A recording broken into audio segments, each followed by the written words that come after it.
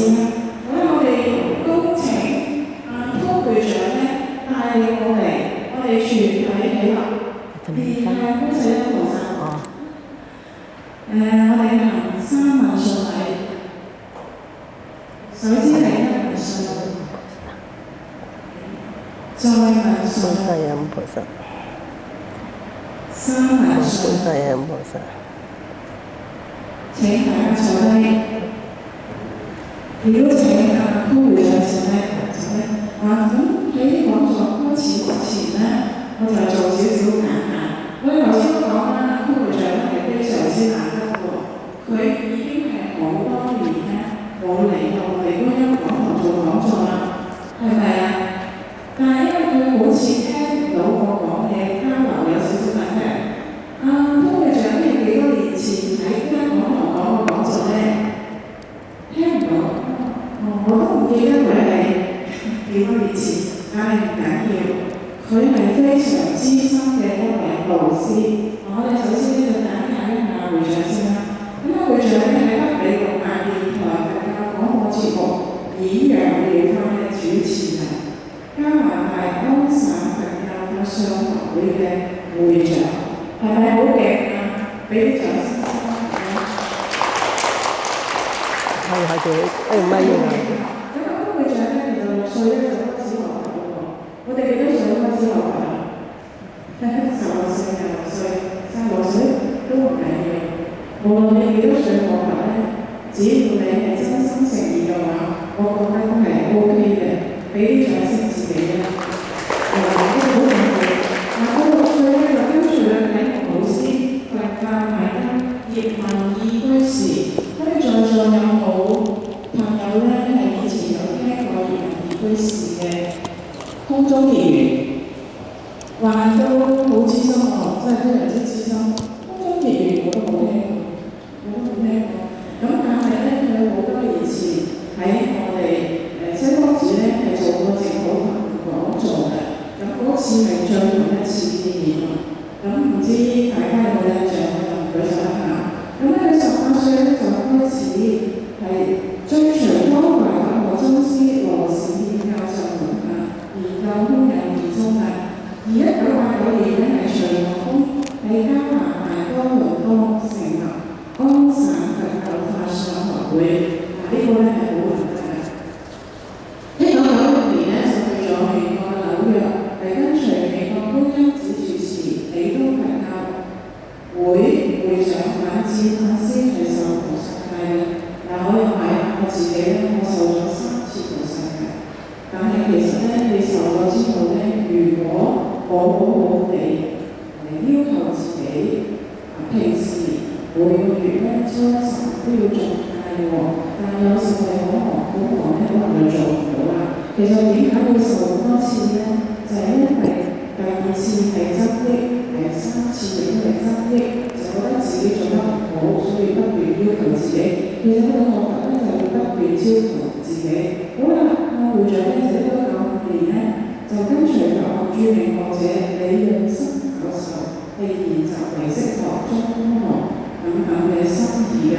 李潤生教授咧而家都喺趙蓮淨院，咁趙蓮淨院咧都有好多嘅佛學課程。如果大家有興趣嘅話咧，我哋聽過。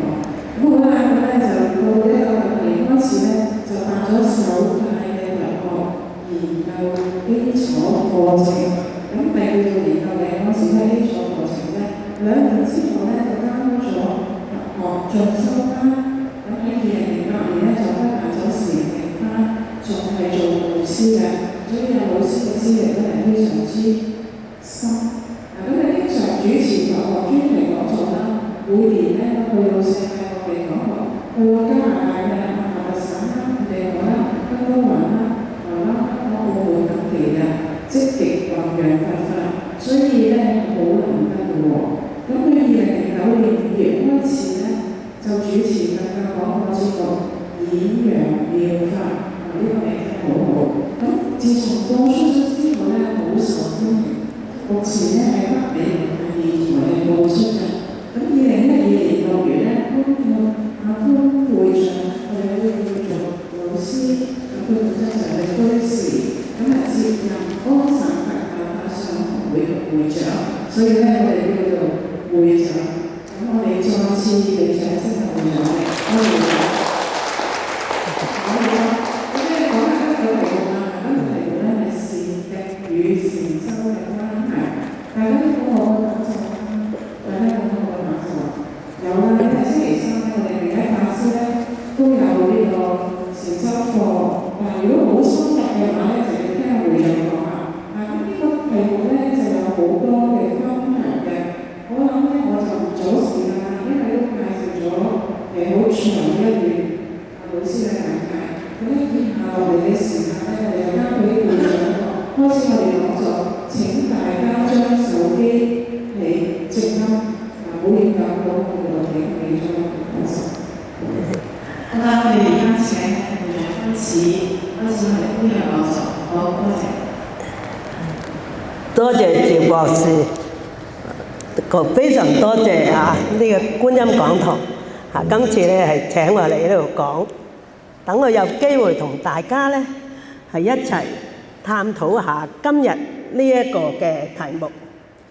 嗱，大家睇到咧，我哋嗰個講義啊，你會發現哇，呢個題目真係好大喎。嗱，若果將呢個題目詳細講咧，我哋可以係開一個專題探討，講10堂8堂啊。嗱，咁我哋今日咧有幾多時間咧？我哋只有1個半鐘。嗱，咁但係唔緊要，因為我哋咧都係可以重點講㗎。嗱，今次我點解揀呢個題目咧？我係打算拋磚引玉，希望引發大家對修行嘅關注，同埋咧了解下禪定嘅價值。我教咗10幾年禪定班，咁我發現咧，原來有好多人咧對乜嘢叫禪定咧係唔清晰，甚至乎係誤解嘅。咁但係咧，禪定對我哋修行啊係非常之重要嘅。咁所以咧，今次趁住亞洲之旅咧我喺香港呢一站就選呢個題目同大家講，咁樣希望咧大家可以透過呢一個簡單嘅介紹，等大家可以好好地咁了解下，我哋學習佛法係學習佛陀教我哋嘅道理。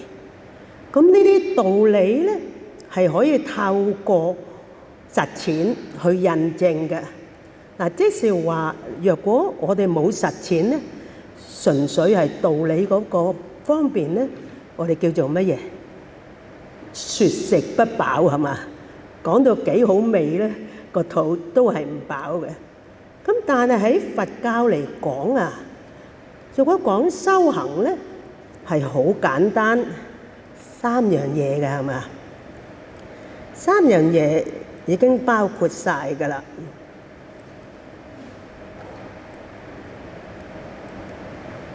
就係戒定慧3學。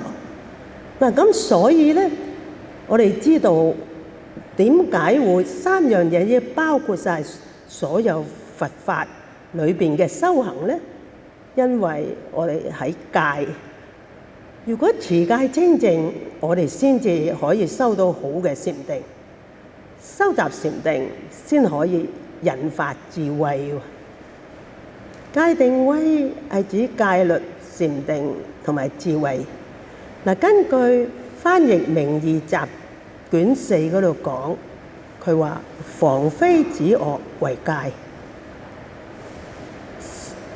息慮淨緣為定，破惡正真為慧。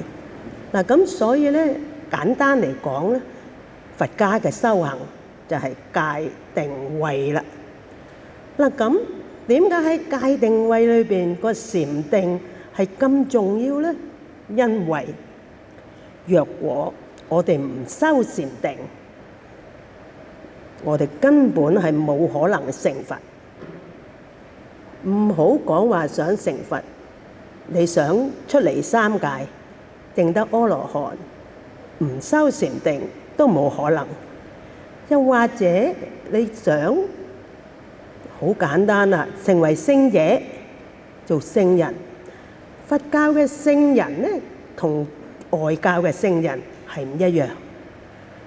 耶教嘅聖人係封嘅，係要封佢為聖，但係佛教嘅聖人係自己證嘅。咁透過修行呢，我哋先能夠證聖喎。即是話呢，如果小聖人成為呢個初果嘅聖者，大乘人呢係十地修行裏邊嘅初地。嗱，咁即係話最basic嘅成聖，你唔修禪定都唔可以。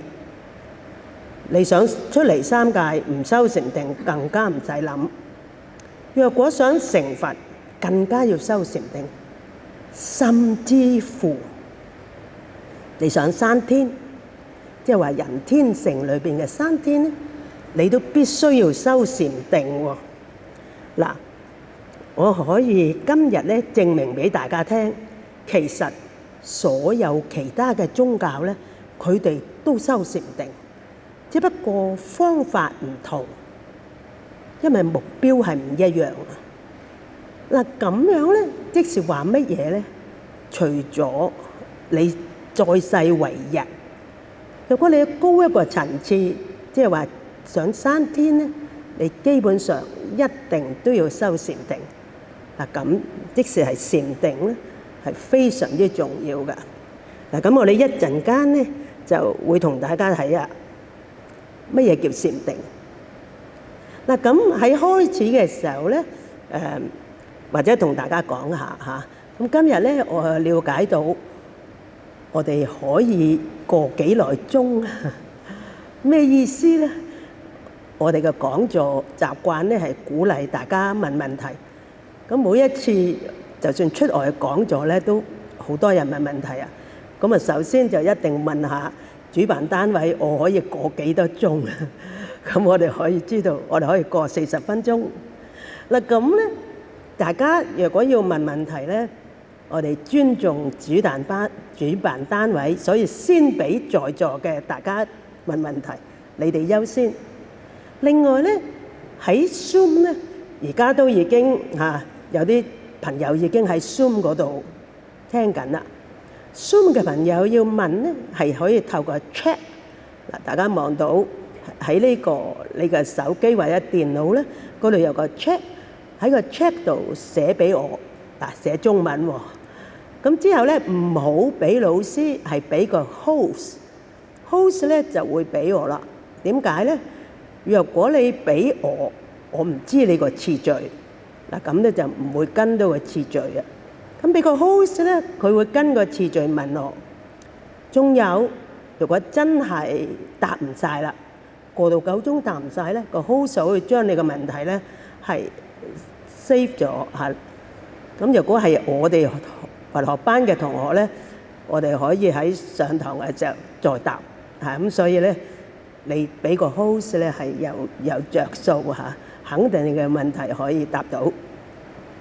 嗱，咁好啦，介紹清楚我哋呢個講座點樣問之外咧，在座嘅人咧，請你哋用紙嚇。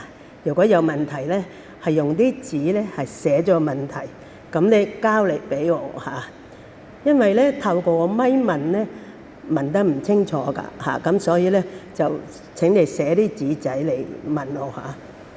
而家我嘅狀態咧就已經非常之好啦，好到係有我講冇你講，即係咩意思咧？因為我講你就聽到，你講我未必聽到，係嘛？咁所以咧，你哋寫嚟嘅問題咧就係好啲。因為好多時咧，我哋試過有啲講座，啲人咧就俾個咪問冇咗嚇，俾個咪問題啦。咁但係啲人咧，好似我正話講下，隻手一拎咗出去咧，個咪已經聽唔到啊嚇。嗱，咁所以咧，請你哋可以寫嚟俾我嚇。好啦，咁我哋因為咁多嘢講咧，我哋要言歸正傳啦。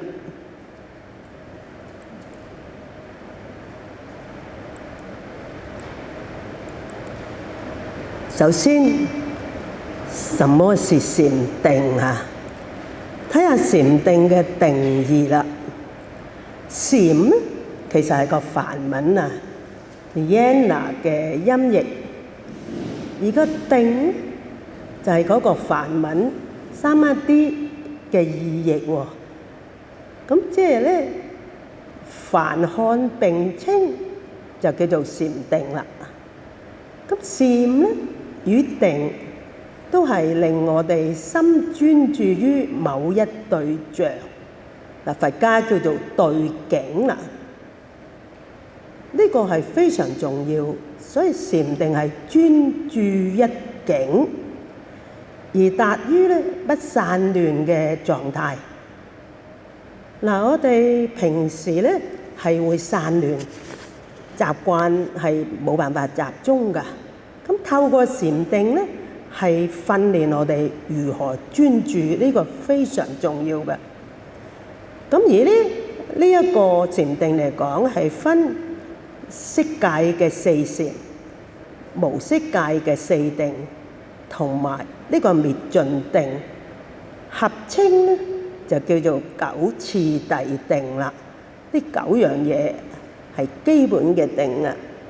嗱，咁我哋講四禪咧，呢一個係色界定，咁咧係包括初禪、二禪、三禪同埋四禪。嗱，咁呢個色界定個體，四禪嘅體就係心一境性。乜嘢叫心一境性咧？就係專注集中於一個對境。嗱，咁咩叫一個對境咧？就係一個對象啊。嗱，譬如話我哋要訓練專注咁無論係南傳或者北傳古今咧，大家訓練呢個我哋叫做止嘅時候咧，都係會用數息觀作為一個專注嘅對象。嗱，呢個就叫對境啦嚇。咁如果能夠做到心一境性，嗱，呢一個咧就係禪嘅呢一個四禪嘅體啦。個用咧就能審慮，嗱，作用係思量嚇。呢一個思量審慮點解咧？我哋透過唔同嘅觀嚟到對治我哋唔同嘅煩惱啊。嗱，咁呢個就係四禪啦。咁仲有四個咧，就四無色定啦。嗱，呢一四無色定咧，係指超離咗呢個色係物質，物質嘅係薄四種嘅境界，即是話思維四無色界所得嘅定。咁若果想生呢四無色界咧，係必須要修呢個四無色定。嗱，四無色定就係對治色法嘅係薄，即係物質嘅係薄。嗱，我哋頭先講過，我哋修行，譬如話要修出嚟三界咁啦嚇，咁我哋咧必須要係將三界嘅係薄呢啲煩惱咧係銷毀，然後先可以成就嘅。嗱，咁所以咧，我哋會有啲唔同嘅呢個修行嘅方法嚟到達到呢啲嘅目的㗎。嗱，咁呢個四無色界咧，就係要透過修呢個四無色定，然後先可以成就。呢個四無冇咗個樣啊，係咪冇咗個 zoom 啊？哦，嗰個得啦，而家嚇，可能唔係好穩定嗰個 internet 嚇，得唔得？喺個 Zoom 嘅人聽唔聽到咧？係 OK 啦 ，OK。咁我哋按翻呢個，按翻過嚟細啲。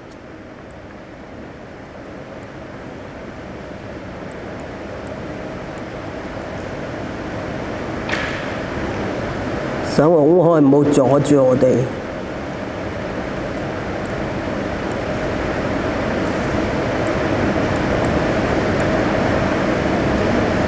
都冇問題，但係呢個嘢有問題咧，可唔可以整翻細啲，拱過啲？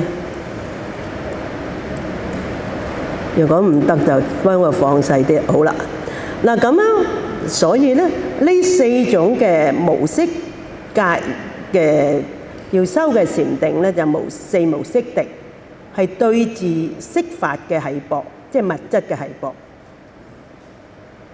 滅除咗一切對外境嘅感受與思想嘅修行，同埋咧，藉呢個修行咧，能夠達到虛空寂靜嘅精神狀態。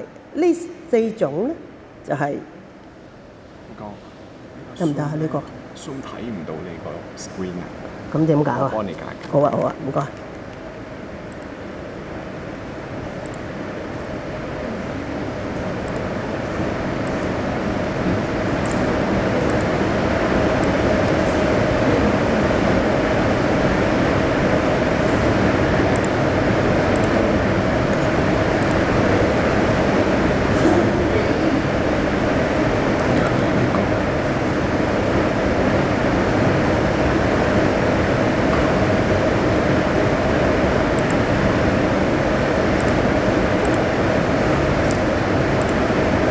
而家要 share 翻係啦，可以係兩個 ，OK。嗱咁咧，同埋咧，藉此咧可以達到虛空寂靜嘅精神境界。嗱呢個咧就好輕輕咁介紹下呢個四無色定。之後咧就係呢四種啦，最後加埋呢個滅盡定，咁咧。就係九次第定嚇，好簡單咁樣同大家睇下。嗱咁個禪定係乜嘢咧？除咗呢一個嘅解釋，仲有禪就係梵語禪那嘅略稱喎。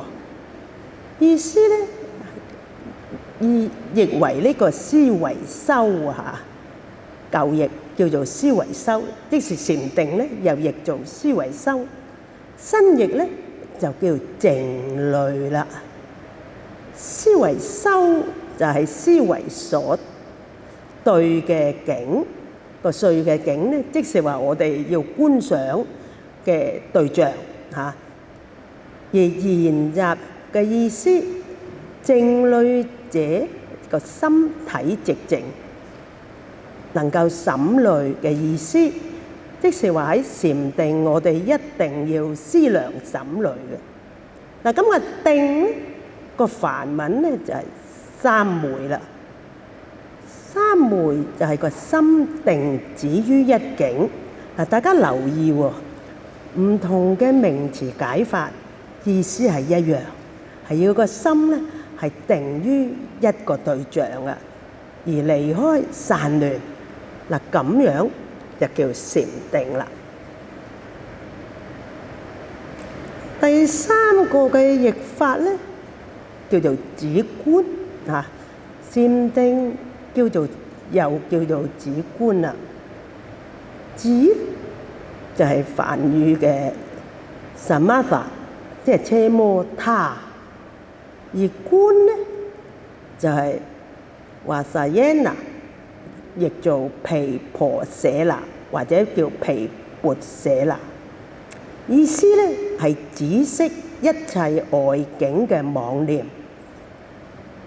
一切外在嘅妄念嚇，對境呢啲等等全部止息，而咧觀注於特定嘅一個嘅對象叫做止。例如我哋用數息觀作為我哋修止嘅對象。又或者你可以用隨息，甚至乎用念佛作為我哋修止嘅對象。就咁咧，呢一個止就係止息外境、妄念、昏沉、掉舉、散亂等等，都係止息喺呢啲地方。咁而咧灌注於特定嘅對象，就係我哋自己揾一個適合自己我哋修止嘅方法，就一路用呢個方法做一個訓練專注嘅。咁並且咧生起正智慧以觀自此一對象啦。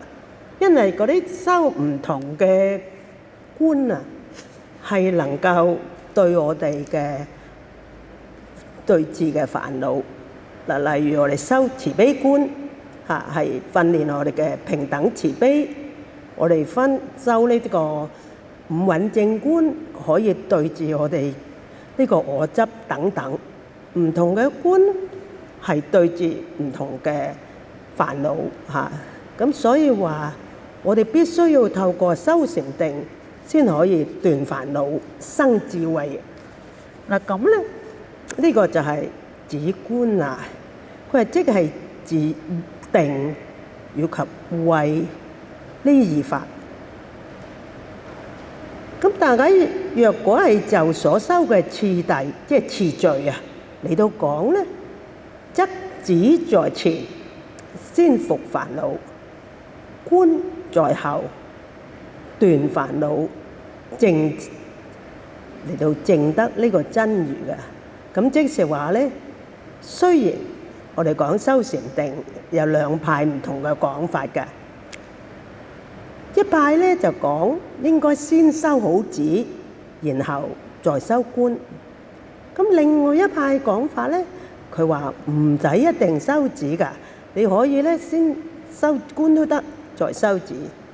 咁實際裏邊咧，基本上我覺得你必須要修到止，因為如果你冇辦法集中精神，你係冇辦法觀㗎。咁所以咧而咁樣，因為講嚴格上話可以先修到止，佢哋係比較一個好嚴格嘅講，成就止嘅意思咧，去到呢一個心一境成，佢先至係當係修止成功，咁先修觀，咁認為咧，咁先有效果㗎。嗱，呢個係完全正確。咁但係喺實際我哋行持嚟講咧，我就發現唔一定要到修到呢一個久住心嘅心一境成，因為我哋而家特別係在家嘅修行人啊，你要修到心一境成咧，有啲根本呢世都做唔到啊！咁係咪即係唔使修觀咧？係咪真係唔修到久住心就冇辦法喺個觀度得到利益咧？嗱，經驗話俾我聽，唔係，因為我哋啲同學都冇人修到心一境成，但係啲同學嘅效果非常都好，即係話教佢哋修觀，佢哋都成就到一啲嗱，我哋凡夫，我哋在家人得到咁嘅效果咧，都已經非常滿意啊！但係嗰個效果同距離見到正真如啊，乃至啊出離三界，當然仲有好遠啊！咁實際上咧，但係喺我哋凡夫嘅修行裏邊咧，我哋發現非常之好啊，個效果已經嗱咁，所以咧基本上都係嘅。止在前咧係伏煩惱嚇，咁個觀在後，然後咧最後斷就係呢個嘅煩惱。如果真係去到正真如嘅境界咧，基本上你都一定係咩啊？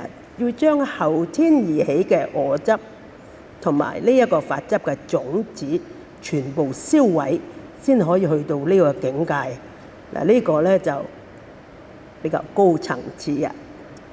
嗱，咁我哋正話講啊，嗱，呢亦都講話止咧就係止息嘅意思啦。係止息妄念啊，止息昏沉，止息掉舉，止息散亂等等。觀咧就係觀就達嘅意思，就觀智嘅通達，契會真如。嗱，所以唔修觀咧，係基本上冇可能見到正真如。咁大家如果普通遇到嘅禪定，特別係喺外國嘅地方咧，而家好多禪修營啊等等呢啲咁咧，全部冇觀呢件事，所以止觀係佛家嘅禪定嚟㗎。佢哋叫做集中啲咧，就已經係好㗎啦嚇。咁但係喺佛家嚟講，你唔修觀咧，係冇辦法達到個目的㗎。咁另外止觀咧就有貫穿嘅意思啦，就係個智慧咧嚟到之利用嚇，嚟到穿著煩惱，而呢個咧係殲滅嘅意思，即係滅盡、滅絕所有嘅煩惱。嗱咁所以咧呢一個嘅止觀就係止息一切嘅妄念，觀就係觀照真理啦。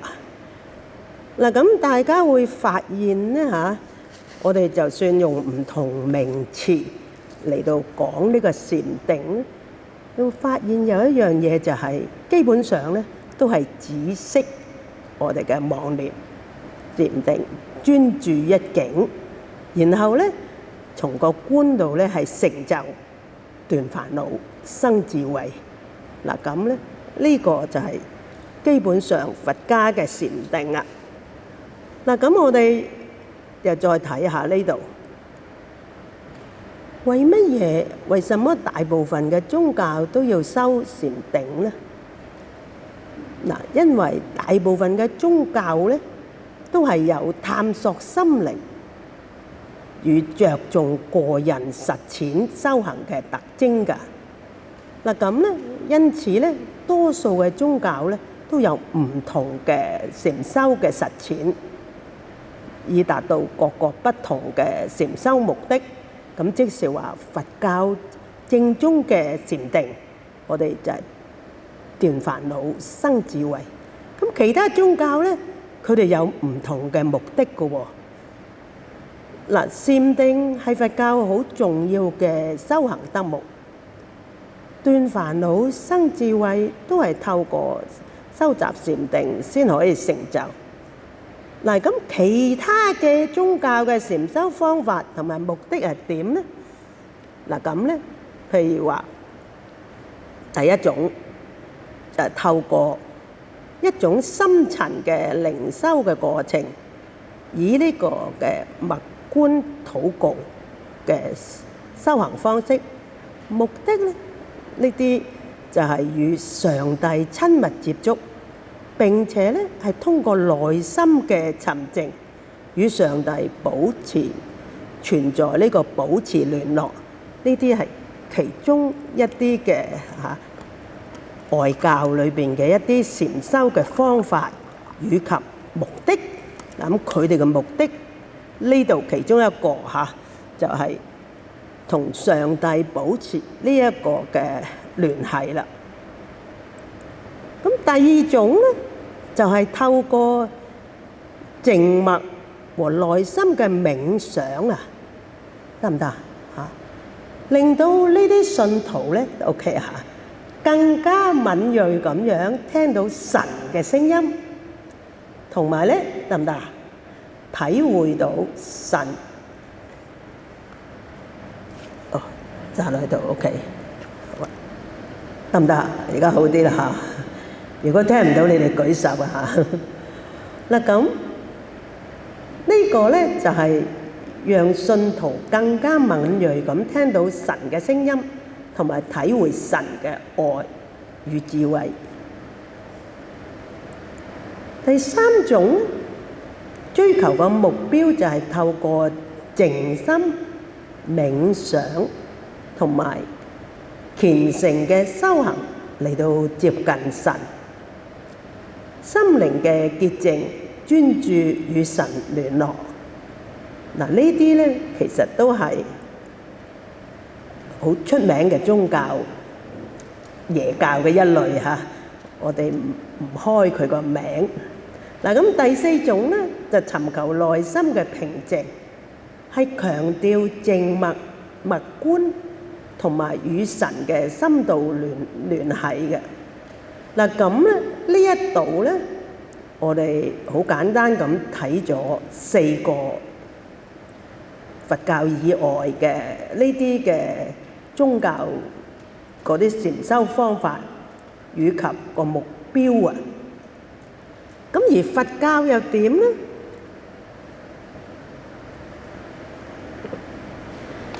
佛家嘅禪定與其他宗教嘅禪定嘅分別啦。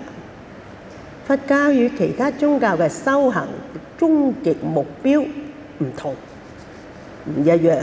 所以個禪修方法係自然有差異啊，係好唔一樣嘅。嗱咁，佛家修禪定嘅目標咧，就係斷煩惱、生智慧、見道、證真如，乃至成佛。嗱，我哋講呢一個嘅所謂斷煩惱，若果冇學過佛法嘅人咧，佢以為呢個煩惱同我哋普通人講嘅煩惱有冇分別咧？係有分別㗎。我哋普通話，真係呢輪咧遇到一啲嘢唔稱心滿意，起煩惱啦。佛家講嘅煩惱有根本煩惱，有隨煩惱等等，即是話你貪嗔痴慢疑見嚇，咁同埋咧等等嚇。唯識家講51個心所，呢啲都係我哋喺修行裏邊咧，我哋要理解，同埋咧係透過禪定去將煩惱伏係咩？降伏。降伏嘅意思係唔好俾佢起現行。例如好簡單，我哋透過聽佛法，我哋知道唔好起貪嗔痴，係咪？嗱咁好簡單咧。若果我哋了解自己，有個貪嘅心態出現啦，咁因為成日多聞熏習咧，我哋知道原來呢個心態係貪，於是乎咧，我哋係唔俾佢起現行啊，即是話呢個可能想做一啲行為去成就呢個貪呢樣嘢咧，我哋懂得佛法咧，基本上都唔會俾佢繼續發生。嗱咁點知咧？咁當然啦，又要有個咩啊？知道我哋自己嗰個心理狀態喎，係嘛？所謂有個傳統嘅講法係咩？守護根門啊！即是話，當我哋起個貪，我哋知道個貪出現啦，於是乎我哋唔俾佢繼續發展起現行。嗱，呢啲咧係叫做伏個煩惱啊，唔俾佢出現係伏。咁但係冇起現行，係咪代表冇煩惱咧？唔係㗎，我哋有種子，有個煩惱嘅種子咧，透過學習佛法，我哋可以令佢減少起現行，甚至唔起現行。但係咧，當個緣好強嘅時候咧，有種子繼續有機會起現行。嗱，所以所謂斷煩惱咧，係斷種子，斷啲煩惱種子啊。嗱，咁所以咧，呢一樣嘢咧，伏嗰個現行可以透過學習佛理，可以透過禪定，但係斷種子咧，係必須要喺禪定中斷嘅。生智慧亦都一定喺個禪定中成就嗰個根本智。嗱，所以所謂斷煩惱、生智慧、見道、證真如，呢啲全部都喺禪定裏邊發生，乃至成佛。當然咧就一定啦。嗱，我哋睇我哋修行啊，唯識家就將修行咧係有10個唔同嘅程度嘅修行。咁大家如果睇咧，呢個係咩？布施、持戒、忍辱、精進、靜慮，即係禪定啦。般若即係智慧。喺初地一路至到第8、第6地嚟講咧，就係個六波羅蜜多啊，即係六度。咁即係你成就布施波羅蜜多圓滿咧，你就喺呢個初地修行圓滿，就去到二地，咁一路咁修。六波羅蜜多圓滿之後咧，就再修呢個方便善巧波羅蜜多、願波羅蜜多、力波羅蜜多以及智波羅蜜多。嗱，咁喺十地修行裏邊啊，你想見到正真如，你必須修行禪定，呢個就係極喜地或者叫歡喜地，係初地，都一定喺禪定裏邊咧修行成功，你先成為初地嘅聖者嘅。我哋一陣間再講。咁好啦，再睇落其他宗教嘅目標啦。其他宗教修行嘅目的就係死後信徒將與神同在，係進入天堂，享受永恆和平與喜樂。呢啲咧係大部分嘅其他嘅宗教耶教、回教等等嘅目標咧，都係生天堂啊嚇。咁相對嚟講，佢哋都要收集禪定先可以成就呢一樣嘢嘅。不過個方法唔一樣啊。好啦，咁我哋講下佛家嘅禪定。喺佛教徒係咪一定要修禪定呢？嗱，其實呢個就係我呢個講座裏邊最想同大家講嘅問題啦。一定要啊！若果你想從今世都得到利益，嗱，修禪定呢，我哋講高層次斷煩惱生智慧，但係現世呢，你修禪定都有好好嘅好處喎，係咪？我哋成日聽到有啲高僧大德，係咪啊？你會見到佢有一種咧係令我哋自然而然敬服嘅一種嘅力量。我哋話佢係咩？氣定神閒，有一種好安詳，你令你見到佢好舒服嘅感覺咧，係對佢肅然起敬。呢啲係乜嘢功夫？係禪修嘅功夫啊！嗱，所以咧，所謂修行，你有冇修行咧？唔係純粹你識幾多嘅道理啊！嗱，識幾多道理咧？我哋可以係大教授，係咪啊？可以係大學者，但係若果唔修咧，特別冇修禪定咧，我哋係好難成就嗰種所謂氣定神閒，有一種咧係好自然而然令我哋想親近佢嗰種嘅慈悲嘅感覺。嗱，譬如好似我哋講你修行修慈悲觀，南北傳都修㗎。但呢種慈悲觀咧有好大嘅力量，佢會令我哋乜嘢咧？令我哋嘅思維開始修慈悲之後咧，我哋嘅思維嘅慈悲，我哋開始點咧？我哋嘅行為會慈悲。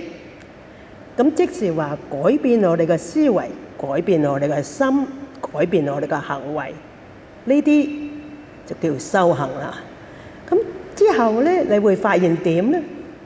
你連你個樣貌都改變喎，個樣貌都慈悲豁達，會睇到係咁啊！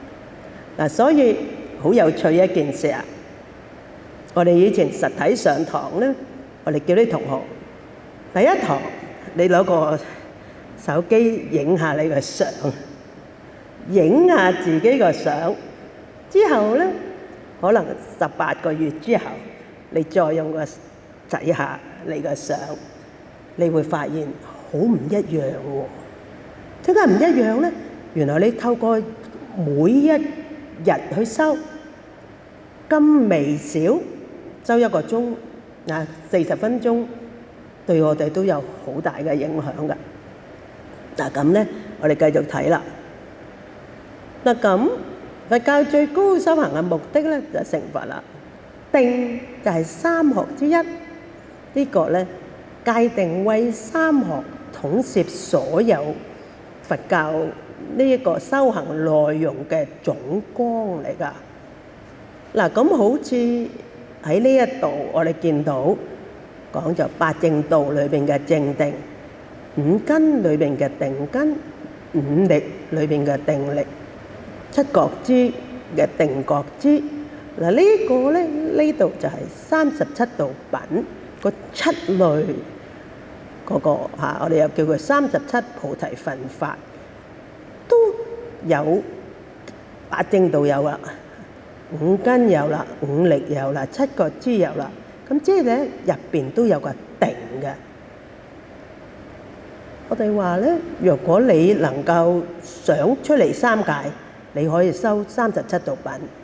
咁37道品裏邊咧嚇，有一個道品、兩個道品、三個道品、四個道品都係有禪定嘅。咁即係話，若果你真係想解脫咧，一定都要修禪定。嗱，譬如話，好似我哋講呢度四個定品裏邊咧，就個五根係最前啦，就係定根裏邊。定根係乜嘢？係使心止於一處，又係專注一境咯，不為外境動搖嘅禪定力。佢開始禪定力咧，能夠生起一切嘅功德，咁樣稱佢為根，呢個就係定根啦。力咧，五力裏邊嘅定力，就係止息散亂嘅心，歸於寂靜嘅禪定力，我哋叫佢做定力。咁就喺七覺支裏邊嘅定覺支咧，佢話即為心一境性，你呢個叫做專注一境啊，專注一個呢個嘅對象，係以定為體，令到心安住於而不散亂，呢個定覺支啊。八正道裏邊嘅正定，就係以真智入於無漏清淨嘅禪定，以無漏之定為體。因為其實修八正道啊，嚴格上嚟講咧，係要見咗道之後再修噶。嗱，所以你會睇佢呢度咧，係以真智即係根本智啊，入呢個無漏清淨嘅禪定。以無漏嘅定為體啦，咁但係我哋普通凡夫都修八正道噶，咁個修法係有差異，個目標係有差異。咁實際上，由於真真正正講嘅八正道嘅正定咧，係見道之後嘅，所以係個真智入於無漏清淨嘅禪定，以無漏為定嘅體啊。嗱，咁六波羅蜜多裏邊，即係六道啊，六道裏邊嘅禪定波羅蜜多，就係呢個就係收集禪定，能夠對治散亂心，使心安定，思維真理嘅要法。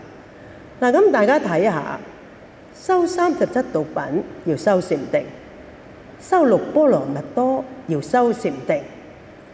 我哋頭先同大家輕輕講下四禪八定嚇，咁其實咧四禪八定我哋講過9次制定啦嚇，其實喺四禪裏邊啊，修完嗰個初禪、二禪、三禪、四禪咧，我哋就要修四尋思啊，即係呢個四加行啊。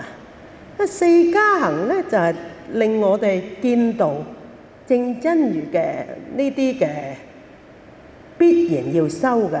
呢四個係咩？暖慧、頂慧、忍慧、世第一法入慧。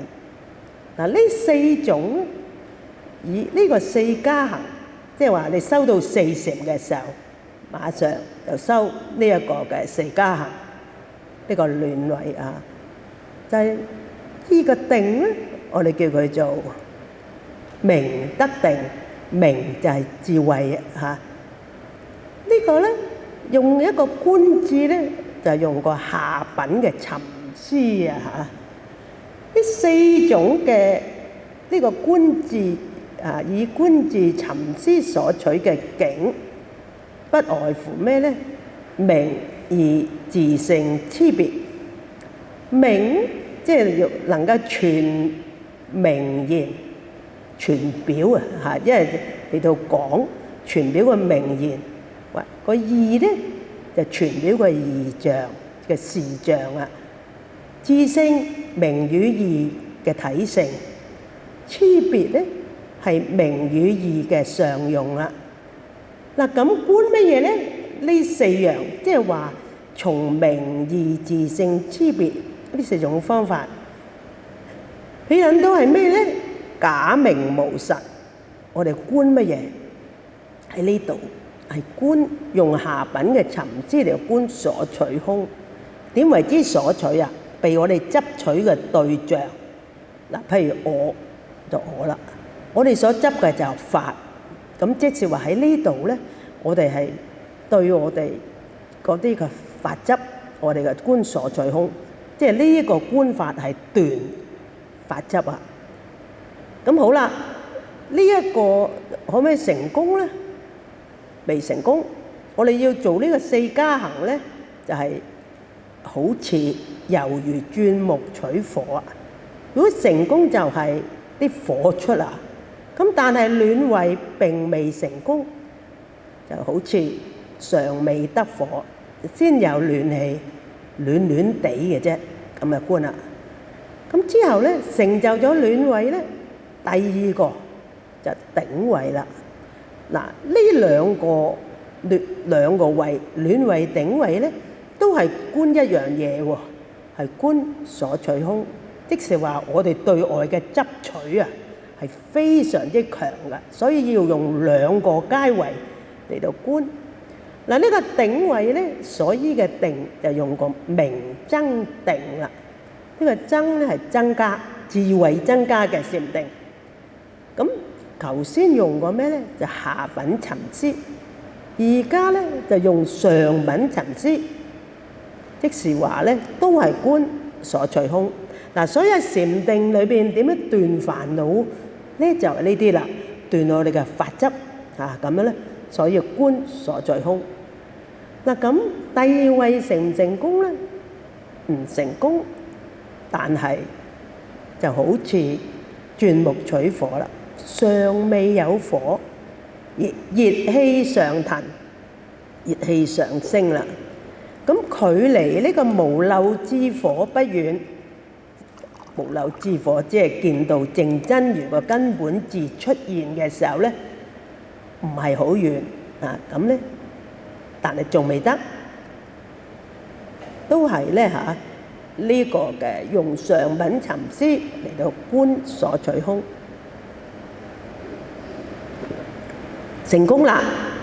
嗱，大家注意一樣嘢，所有禪定一定係跟次序嘅，即是話你第一個成功先至可以去修第二個，第二個成功先可以修第三個。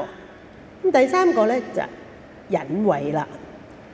忍位用個定叫做印順定喎，印順法師個名啊，呢個定。係印前順後，呢個用咧就用下品如實智啦。咁喺呢度咧嚇，我哋話可以分佢三個㗎嚇。呢個如實智咧，如實智就係所修嘅觀智，能夠如實遍知明而自性差別。頭先講過幾樣嘢，呢四者咧。都係色所變現，離色非有，即係離開個色係唔存在㗎。咁樣呢個咧就係如實智啊。咁呢個如實智係下品如實智。咁咧係分我哋係分下忍、中忍同埋上忍。下忍係咩咧？係所取印係印，即係決定無疑。呢個印係印忍啊，叫做印忍，決定無疑所取嘅空。因為前邊嗰兩位咧已經係觀咗呢一個所執取嘅法空啊。呢陣時個下忍咧就係決定無疑所執取嘅法係空嘅。咁之後咧喺中忍咧就係觀能取空，即係喺呢度啦嚇。再觀能執取嘅我都一樣係空。咁到上忍咧就係印能取嘅空啦，決定無疑呢個我都係空。咁即係話透過呢一個嘅印順定，係印前邊順後咁樣嚟到乜嘢咧？係印所取空，觀能取空。亦都係印能取空，咁成功未咧？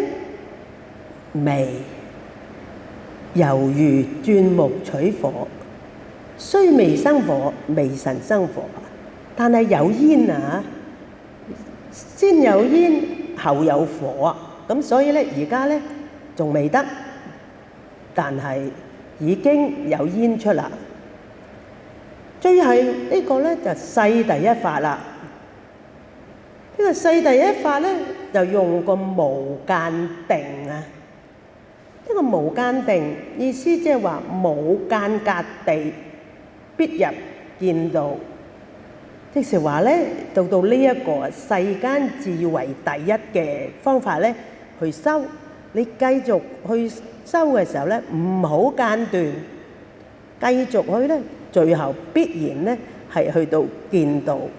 明淨真如實性，即係證入呢一個嘅見道嘅階位去見道證真如，就呢個狀態。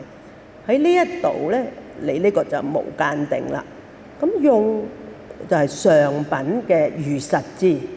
喺呢度係咩啊？相印而取空，即係話咧係決定無疑我法都係空嘅，即係我執法執咧係空嘅。嗱，咁樣去一路修，呢個係第四個喺世間最為第一噶啦，但係都未嚇。如果當鑽木取火嚟到講咧，尚未有焰火，即係未出嚇，未出火，未有焰火流出。但由此無間，即是話咧，一路唔好停，必有猛焰發生。若果在座見到有啲人咧，佢哋係受咗菩薩戒嘅，受咗菩薩戒裏邊咧，其中有一條就話咧，喺呢個情況之下，你有能力幫人，你唔去幫人，你都唔犯戒，就呢度啦。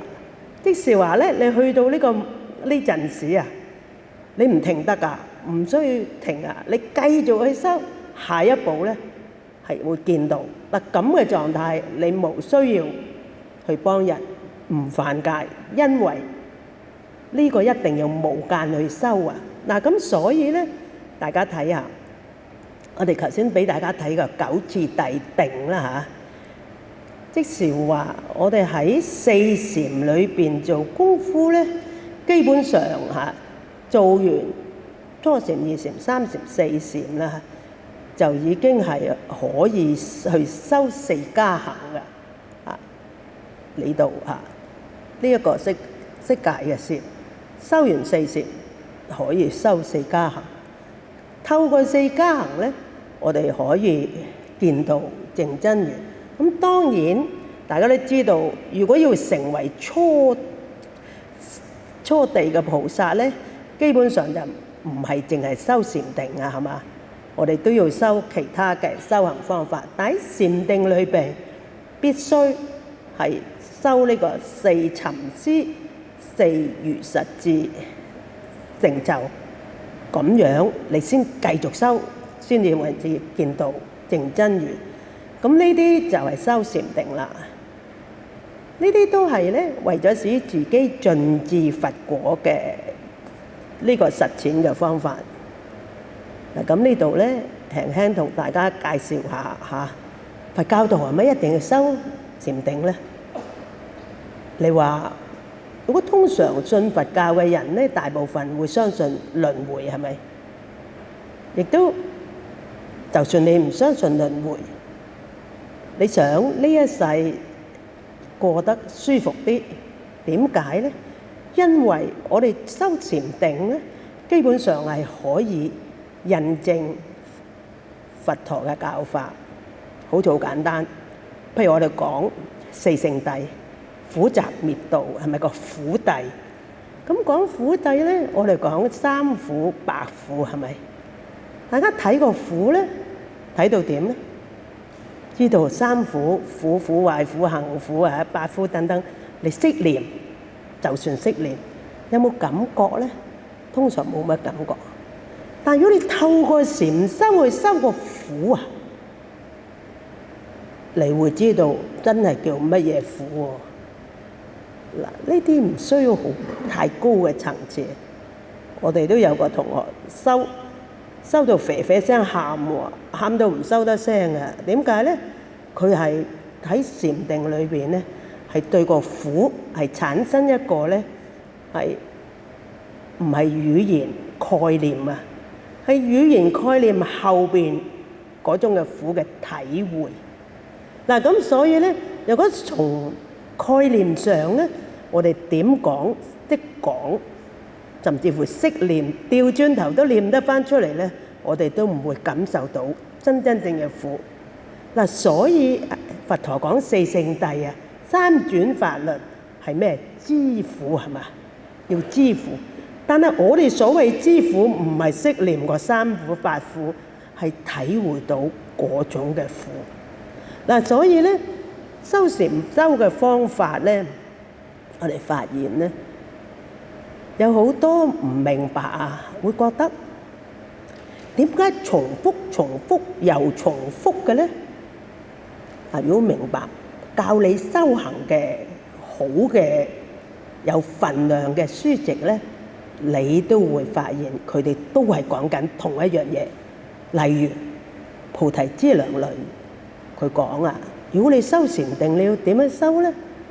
同一個時間、同一個地方、同一個方法，係咁樣去修先可以喎。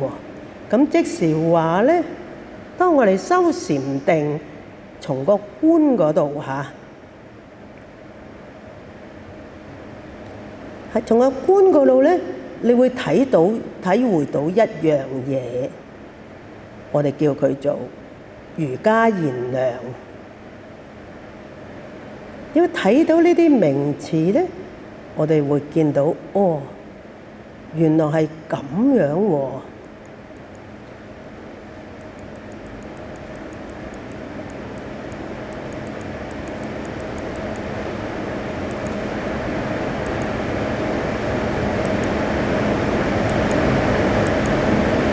嗱，咩叫瑜伽？唔係大家做嗰種禪修就叫瑜伽嚇。瑜伽係指個心理極其安定和真理契合嘅狀態。點解契合即係靜㗎？呢個嚇，所謂真理咧係佛陀嘅教法啦嚇。嗱，咁樣嘅狀態裏邊咧，對事物嘅了解亦都係賢良啊！嗱，喺唯識家裏邊，我哋講啊，我哋個前五識，眼識、耳識、鼻識、舌識、身識，前五識對外在嘅認知咧，第一個概念係賢良正知嘅。咩為之賢良咧？即是係話冇完全冇概念嘅，係直接認知嘅。咁當我哋例如我望到呢個人，我個眼識起嘅時候咧，第一個係賢良正知。但如果下一步我覺得，咦，呢個人咁熟口面嘅，嗰陣時咧就係我哋個意識起緣行啦。嗱，所以第一步正知嘅時候咧係賢良嘅。嗱，佢話咩叫做瑜伽賢良咧？就係當我哋對一啲嘅修行嘅時候，到個心理狀態好安穩，我哋對真理契合，呢個真理係我哋要觀嘅對象嚇。咁到觀度咧，好契合啊嚇。咁對於呢個狀態了呢個事物嘅了解，亦都係現量。咁即係譬如例如苦啊，你觀個苦咧係現量正知個苦啊。佢呢種現量咧係依據隨應一種道理結合嘅事物，即是話任何一種嘅道理，譬如你觀苦嚇，又或者觀無常呢啲咁嘅道理啦嚇，對佢契合咗。咁喺意識上係點咧？係反覆顯現，呢啲係叫收集啦，即是話重複去觀呢一樣嘢，到咗極純熟嘅地步，即係觀到好熟好熟，咁咧就會生起嗰種呢一種嘅真理嘅認證咯喎，呢個實證啊，係現量正知。嗱呢個時候嘅真理係明明白白，亦都咁樣顯示喺個意識上。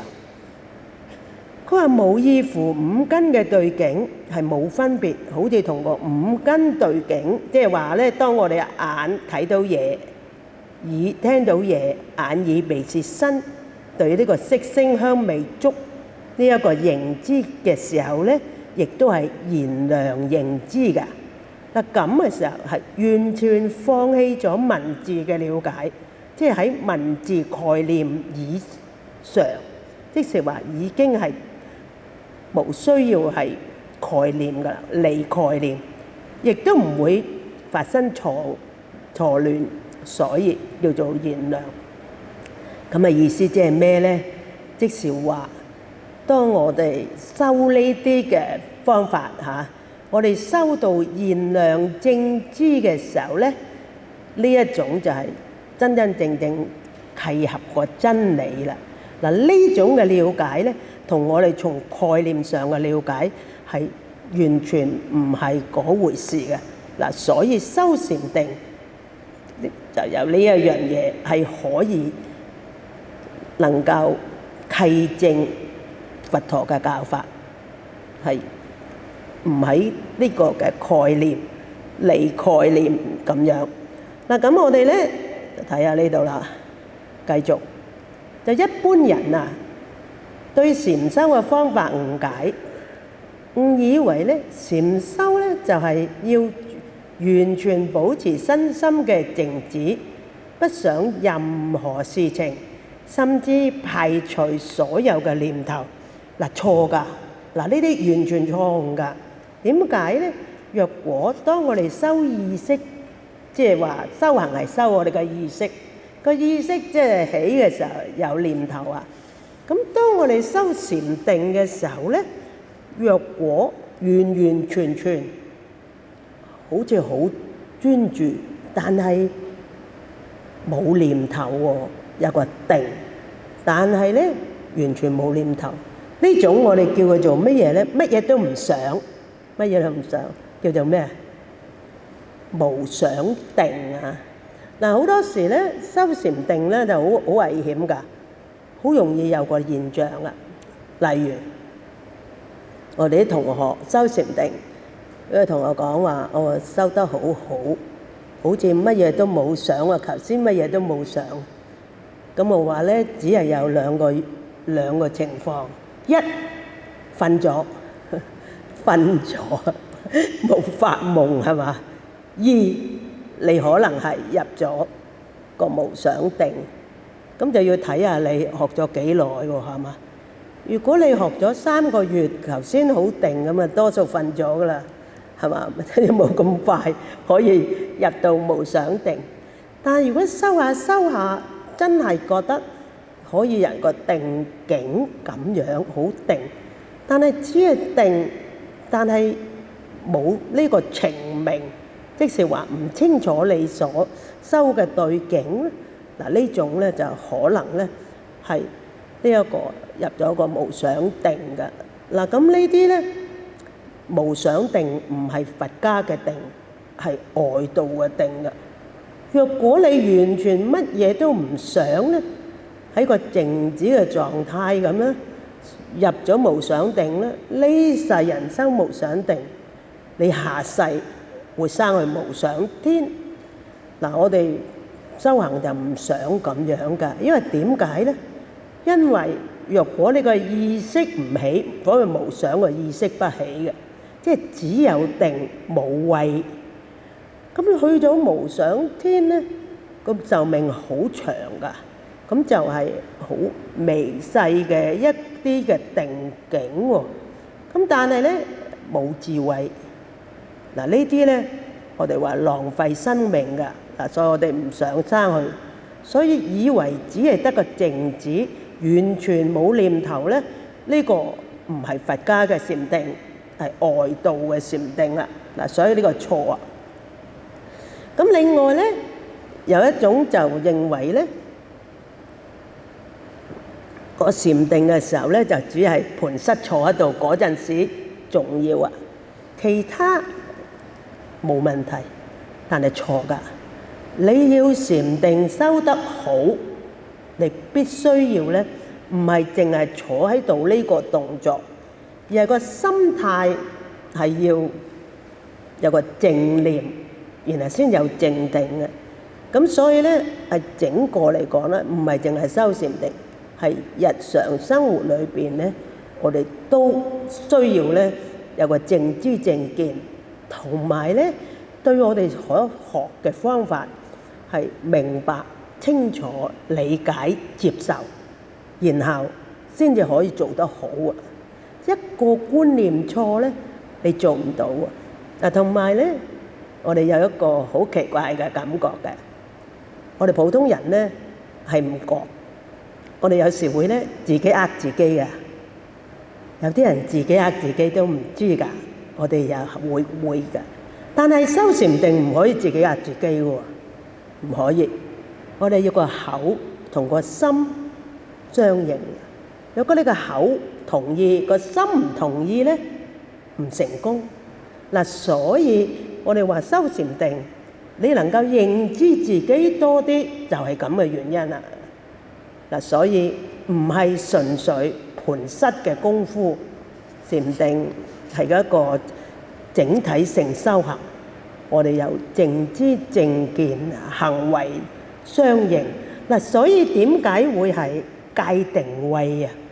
我哋個戒就令到我哋咧呢一個嘅行為清淨啊，所以係戒令到我哋咧戒能生定嚇，定發智慧就係呢個嚇。所以呢個三學以戒為首，原因就話戒令到我哋嘅行為清淨，我哋嘅禪定先至可以修得好。呢個係整體性嘅問題嚟㗎。嗱，好啦，咁所以並不是係純粹盤膝打坐嘅功夫。第三呢，啲人誤以為可以快速見效。嗱，修禪定呢，我哋最怕一樣嘢係乜嘢呢？有所得。嗱，我哋平時話呢，修行啦，如果去見道證真如，你一定要無所得，係咪啊？但係唔係咁高境界都有呢個要求㗎。即係話，若果我哋個心，你覺得係有得着，希望喺個禪定裏邊好快好快可以成就啲乜嘢呢？你又好耐好耐都唔可以成就。原因點解呢？因為你有所得。嗱，我哋大部分呢係成日我哋會聽到呢啲概念啊，聽到概念話應該無所得、無所執。我哋只係聽到概念，但係你學習禪定呢，你會發現原來真㗎，原來真嘅。若果你覺得有所得唔成功，有所執都唔成功，似係好強烈嘅一個對我哋嘅即係認可啊！即係對呢一個佛陀講嘅説話認可，因為真係咁喎。嗱，好多時就係話你話俾佢聽點，佢覺得係一種教法，但係佢自己印證咗原來真係咁。嗱，咁又唔一樣咯喎。對佢嚟講係打咗一個強心針，原來真係咁嘅。咁所以咧，如果你好想好快有功效，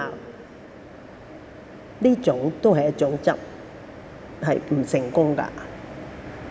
所以咧，應該用一個平常心去學。嗱，咁其實有好多嘢要講，因為時間都唔多，我哋都係重點講下。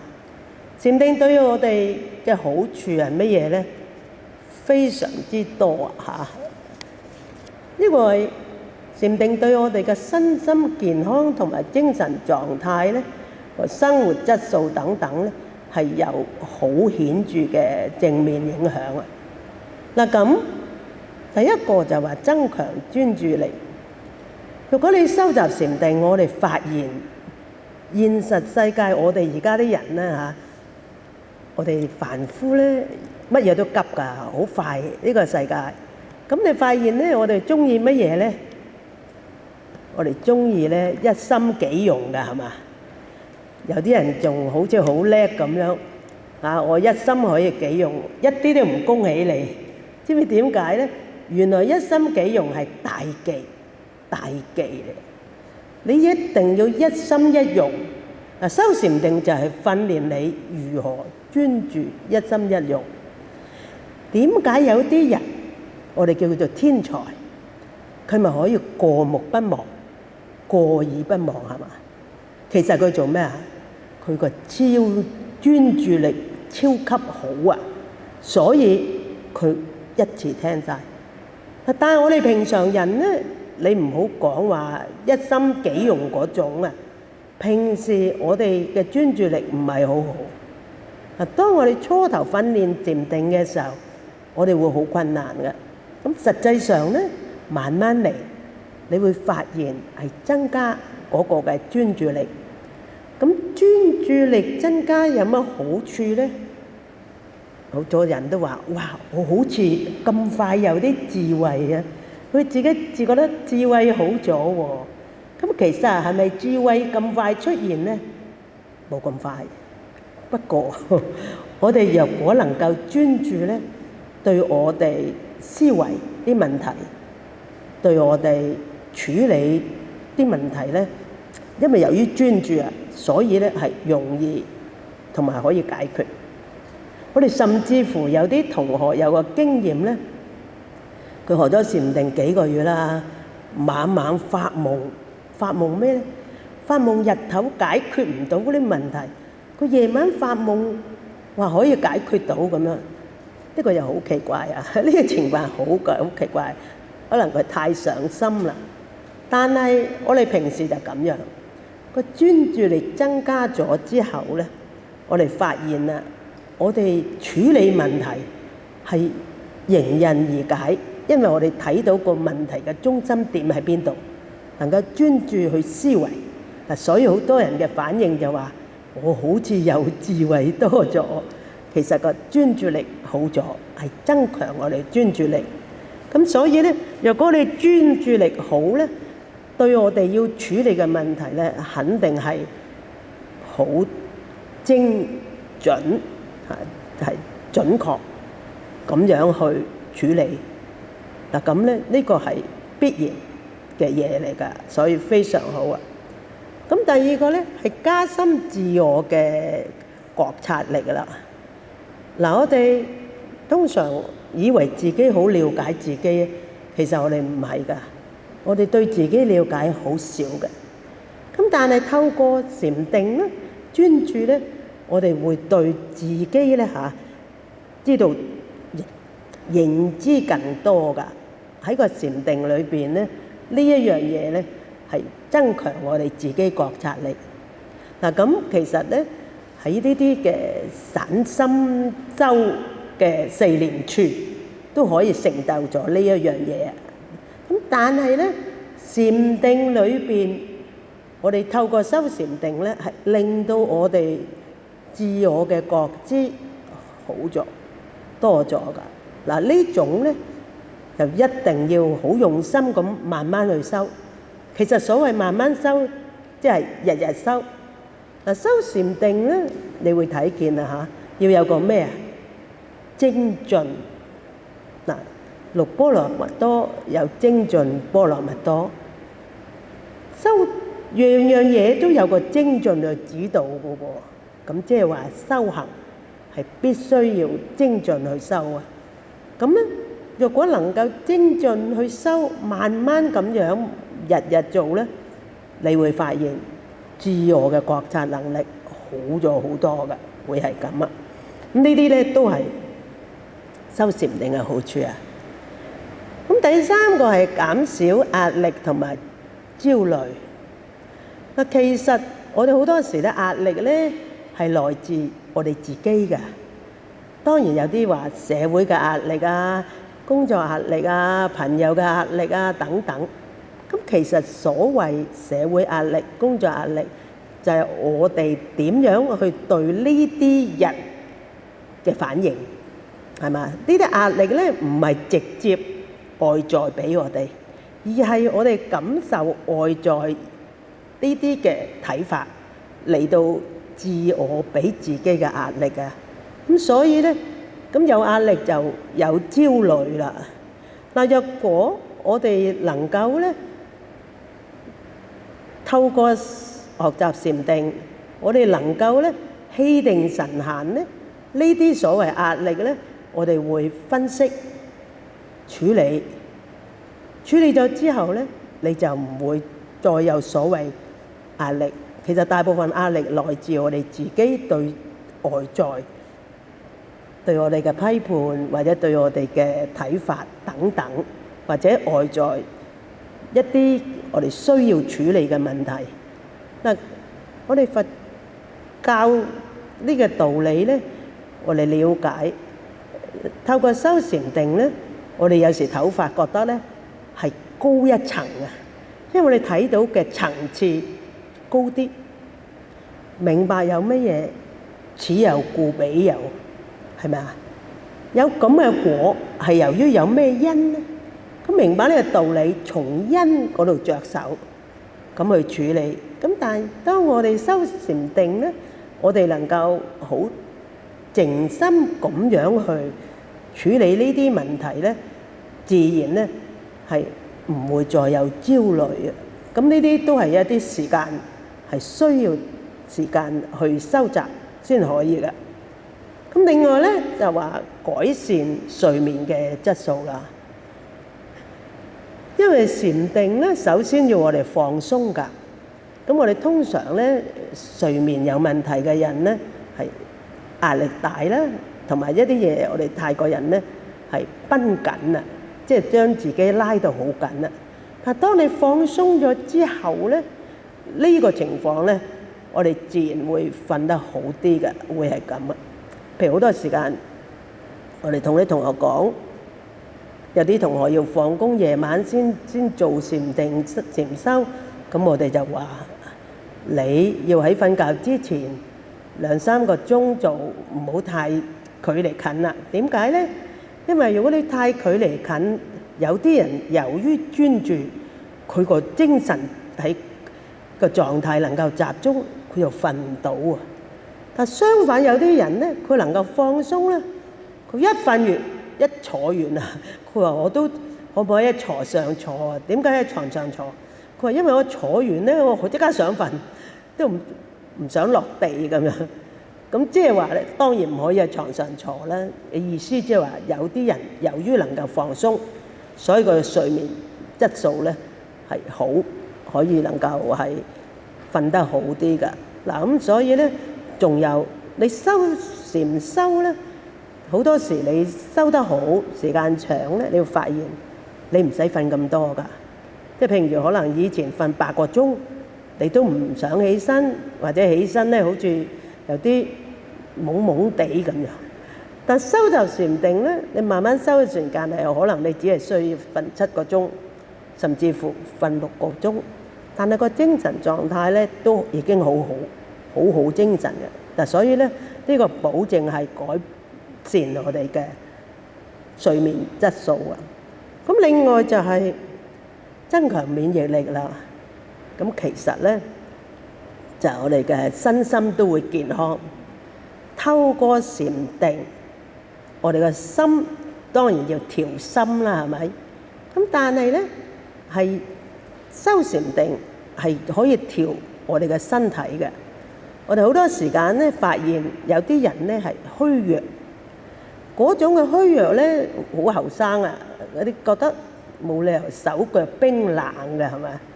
咁但係你修禪定咧，修到2-3年啦嚇，講緊你會整個身體咧改變嘅，即係暖啊，冬天都手腳暖啊，甚至乎個身體狀態係會好。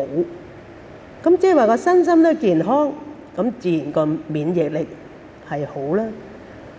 仲有一個現象咧，我哋好多時有啲人有啲舊患啊，舊患佢唔記得咗㗎啦。但到佢偷咗修行坐禪定之後咧，會發現某一啲地方會痛嘅。咁嗰啲痛咧就唔使擔心㗎喎。原來咧佢係調返，即係將你嗰啲舊患咧，佢都可以調。咁調完一段時間之後咧，唔會再有問題啊。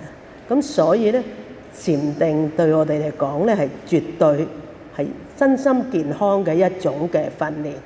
呢個就普通人，我哋知道嚇，我哋係需要俾一啲時間自己，係咪啊？因為你每日如果都要坐咧，可能要俾1個鐘頭啊，或者個半鐘頭自己。但係呢個係絕對值得投資㗎，因為對自己最有益就呢樣嘢啦。不過有樣嘢要提醒大家，唔好自己亂坐。因為若果自己亂坐咧，好多時發現咗有禪病都唔知喎。禪病要禪醫㗎，即係醫生都醫你唔到。所以提議大家咧，你唔好喺網上睇到某某大德教，你就去試啊。因為唔係話某某大德有問題喎，係我哋嘅認知力有問題。可能你誤解咗佢，係咪啊？呢個都唔係最重要，最重要就係當我哋訓練嘅時候，會有啲問題出現。如果你冇老師喺度指導咧，呢啲情況出現，你唔知道嗰啲係禪病。嗱，咁你去睇醫生咧，醫你唔好啊。原因咧，原來係坐嘅方法有問題，出咗問題。嗱，咁所以咧，好嘅嘢我哋要做。但係要揾一個咧係懂嘅老師教你，特別係禪定。禪定唔好自己亂坐，否則咧有禪病發生咧，我哋都唔知道。因為有啲嘢咧，有啲嘢專科醫生幫你唔到㗎。因為其實你唔係骨科有問題，你係坐嘅方法有問題，會係咁啊。所以咧呢樣嘢大家就要留意啦。又或者好多時咧嚇，如果有啲人覺得佢坐咗禪定之後咧，會有心跳，或者心跳會越整越嚴重咧，你去睇心臟科醫生，佢幫你驗啊，乜嘢都驗晒，冇事喎，個效果冇事，其實係個禪定出咗問題。嗱，呢啲咧醫生醫你唔到啊。所以禪病係要禪醫啊！呢一樣嘢咧，唔係嚇你，唔係嚇你，實際上係有咁嘅現象，咁啊大家要留意啦。嗱，咁咧而家過咗1分鐘啦，我都睇住個時間嚟同大家講嚇。咁咧而家咧就想問下在座有冇人有問題？好，請落係。咩？係咪揾人幫佢攞？揾個義工哦，唔該。唔該。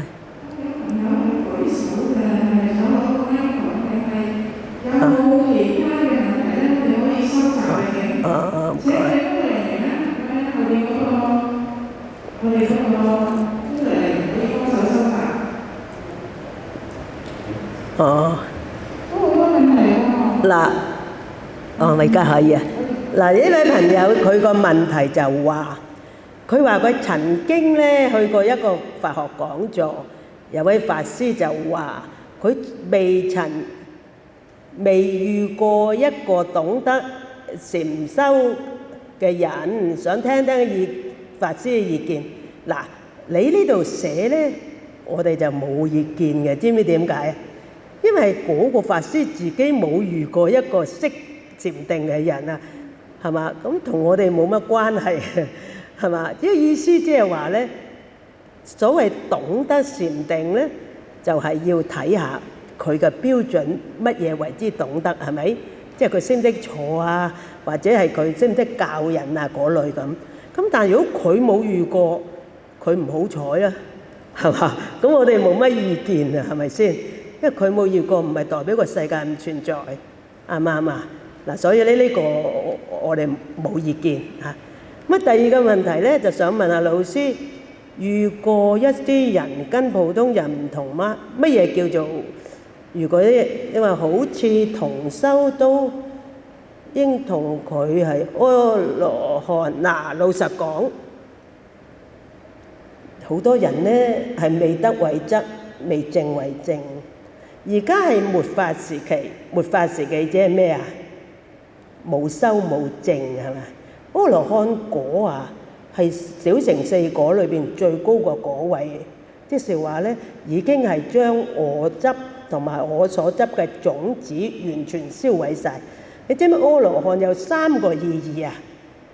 嚇，第3個就話應受嘅意思，即係話咧係第3個意義裏邊係應受人天供養嘅。咁即是話咧，要成為呢一個嘅阿羅漢咧係好難得嘅喎，即係人間天上嘅眾生都應該供養佢。佢因為咩咧？佢已經係諸漏已盡，即係所有呢啲我執我所執呢啲嘅總銷毀喎，所作已作，應該要修嘅做晒，離之重擔，遞得己利，盡諸有結，淨至善解脫。呢個係喺《雜阿含經》嘅對阿羅漢嘅定義啊。咁意思即係話咧，好難得㗎啦。現世我覺得唔多，仲有假如佢真係以德以正嘅人咧，就唔會有古怪嘅嘢出現㗎。有啲嘢咧係叫做想得到人名聞利養，就係做一啲古古怪怪嘅嘢，即係令人覺得佢係正得。真真正正正到嘅人，佢唔會話俾你聽，而且唔使講，你會睇到佢嘅盡節唔一樣嘅。所以若果你見到有啲人古古怪怪，覺得係咪真係正到咧？我覺得唔好，呢啲多數假嘢嚟嘅，得唔得啊？咁同時係人家嘅修咧，我哋睇清楚。即是話，如果真係證得阿羅漢咧，佢完全冇執嘅，冇執唔係行為上冇執啊，種子都冇執咧，嗰啲行為係唔一樣。所以呢啲情況咧可以不理咯，唔需要對佢特別點樣搞，因為真真正正係阿羅漢唔應該係咁噶。嗱，好啦，另外有朋友話我哋運用禪定禪修嘅方法嚟到應對人不悅的人際關係困擾嘅工作。嗱，其實咧我哋所謂人際關係唔好，嗱咁通常我哋即係覺得唔好彩係嘛？係咪遇到啲咁嘅人咧？咁我哋唔好用咁嘅態度睇。嗱，其實我哋覺得喺我哋遇到有啲咩人，首先佢點解對我唔高興咧？咁我哋諗下，係咪相應啊？係相應嘅。佢唔高興你，如果你又唔高興佢，我哋係萬物之靈啊！我從你嘅眼神，從你嘅身體語言，我根本知你唔高興我㗎，係嘛？咁所以咧，佢一定唔會高興你㗎。我哋用個咩方法咧？你唔高興我，但我好高興你，明唔明啊？即係話我唔介意你唔高興我，但係我會睇下究竟我有冇一啲嘢需要去處理下，係咪我得罪咗你唔知咧？又或者係咪我做任何嘅行為令到大家覺得唔高興我咁樣，即係從一個自我檢討嘅態度，同埋咧你唔好介意佢。嗱，我覺得咧係可以嘅，即係話當你唔介意佢唔高興你咧，你對佢冇意見咧，佢好快亦都冇意見。咁我哋透過禪修咧，呢啲都可以訓練㗎，即係話你可以修慈悲觀，修慈悲觀。慈悲觀係令到我哋對人慈悲，對自己慈悲啊。咁所以咧，如果你對佢慈悲，佢都感受到㗎。嗱，所以喺人際關係啊、工作困擾咧，其實都係一種執，係一種執嚟㗎。咁若果我哋將呢啲執唔再執啦，就冇呢啲問題。嗱，修禪定可以做到呢一樣嘢嚇，因為佢其中一啲觀咧係對我哋係好有幫助，可以㗎。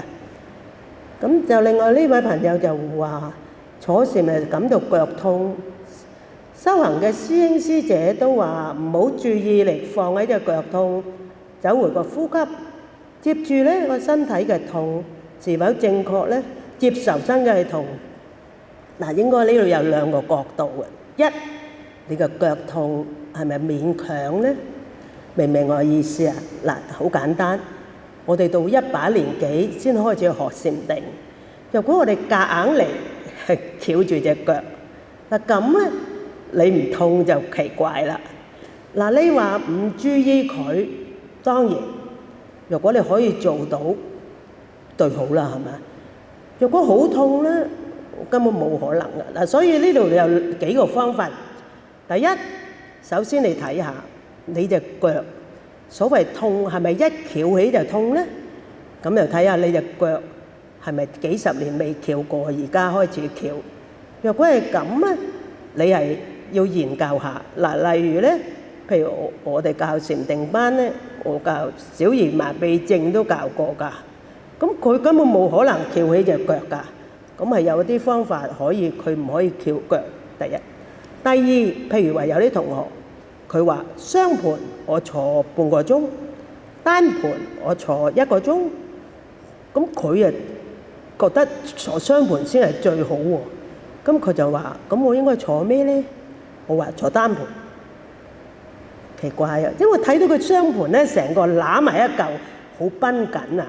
如果係咁咧，冇作用。菩薩有一種啊嚇，單盤啊叫做菩薩禪啊。菩薩嘅大部分菩薩，除咗幾個菩薩，其他全部都係單盤嘅喎。佛嘅就係雙盤。嗱，所謂雙盤單盤咧，盤要盤咧有個好重要就話，你盤膝之後咧有兩個好處嘅。一，穩定，盤膝係穩定。二咧，我哋全部整個盤咗之後咧，我哋自然咧咁樣運行。呢個唔係我哋睇，而係自然而然咧係有呢個現象嘅，咁會好啲嘅。咁但係單盤同雙盤咧唔需要執着。如果你單盤能夠坐1個鐘，我哋用1個鐘嘅時間去訓練我哋嘅身心，好過你貪住雙盤，以為雙盤係最好。嗱，咁所以咧要睇下你係咪夾硬嚟。如果你夾硬嚟嘅意思，即係咩叫夾硬嚟啊？你根本都冇習慣翹嘅，唔好夾硬嚟。咁有啲咧甚至乎可以唔翹嘅，交叉腳都可以接受嘅。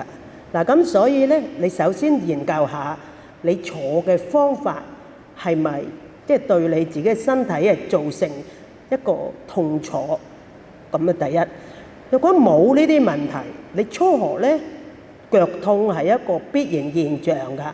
咁啊，慢慢譬如痛半年，或者坐20分鐘之後開始痛，咁你就唔好勉強坐20分鐘啦。